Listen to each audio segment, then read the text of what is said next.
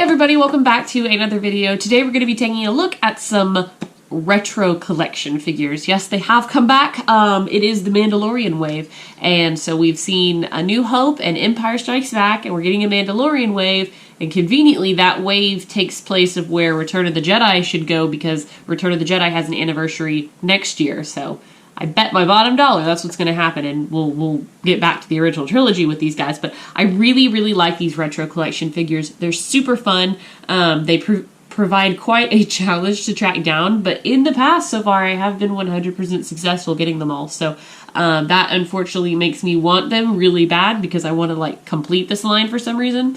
That being said, we have probably one of the two super hard ones to find, the Mandalorian. The other one is more than likely Cara Dune. I would love to get her. I actually don't feel like such a completionist on this wave. We'll see in the end. I would like to get them all, but I mean, I guess if I don't, I don't. But yeah, really cool. All of these retro Mandalorian waves are going to be made up because these guys obviously never came out in the original packaging that was like vintage. So these are all just imagined retoolings of what they would look like as vintage characters. So it's kind of interesting. I think that this actually would be more interesting for people who didn't like the retro collection before, because they didn't want it to look so much like their original figures. I feel like people could get into this wave particularly a little bit more for that reason. So in this wave we get the Mandalorian, Cara Dune, IG-11, Kuel, the Child, Moff Gideon, Greef Karga, and the Remnant Troopers. So there are actually, I feel like, more in this wave than the normal ones. There's technically, if you count the extra made-up figures that they did in the prior waves, they're the same amount, so like 7. But anyways, you get the old school kind of roughed up packaging. They've stayed with the same design. And then you've got the retro collection sticker here, a picture of the Mandalorian. It's called the Mandalorian, Din Djarin, however you want to put it. And he was the only one that I found in a sea of Greef Kargas, because his card is actually ripped right here. But luckily, I had always had plans to take him out of the card. This card is pretty bent as well, so somebody just left him. And I'm really glad, because he's definitely going to be hard to find. So I've got like one of the hardest figures, check in the box, already gone, or already taken care of. So I know last time, I think my last figure that I got was my Boba Fett. I'm looking down here because they're just right here. And we actually found 2 of them. But anyways, enough of my rambling. Let's go ahead, open this figure, and I will give you guys a closer look. Alright, so here is the Mandalorian, and before we go on to him, I do want to give you guys a look at his accessories. So this character in particular comes with 2 accessories. He comes with his long weapon with the little shocking triad on the top there, the little, can't think, fork is what that's called. So that looks nice. It's all black, solid, lacking detail, just basically an easy excuse for Hasbro to be lazy, but also to make it look aesthetically pleasing for what they're going for. It's like a win-win.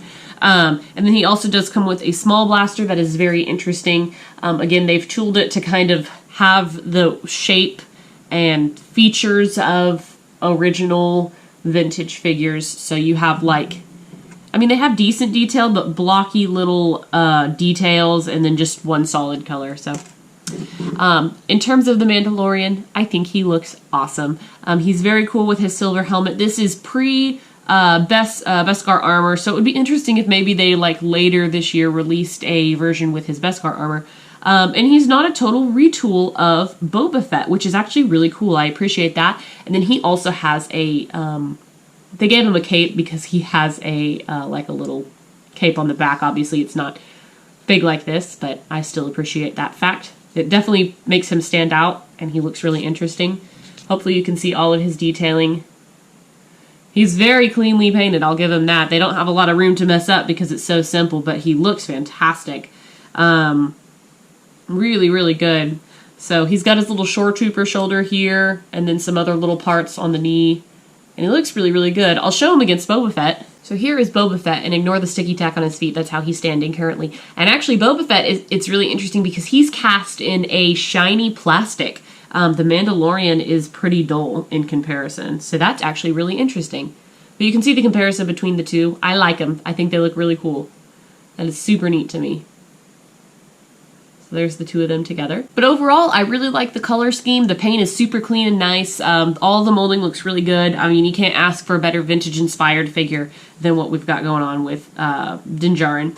In terms of articulations, they're 5-pointed. So you've got swivel head, swivel shoulders, and swivel legs. It'll be interesting to see how these vinyl capes fare over time, if we're going to see rippage like we did with the original, vintage figures. I definitely would not be surprised if that happens, but in terms of holding his weapons, I think he can hold both. His hands look promising anyway.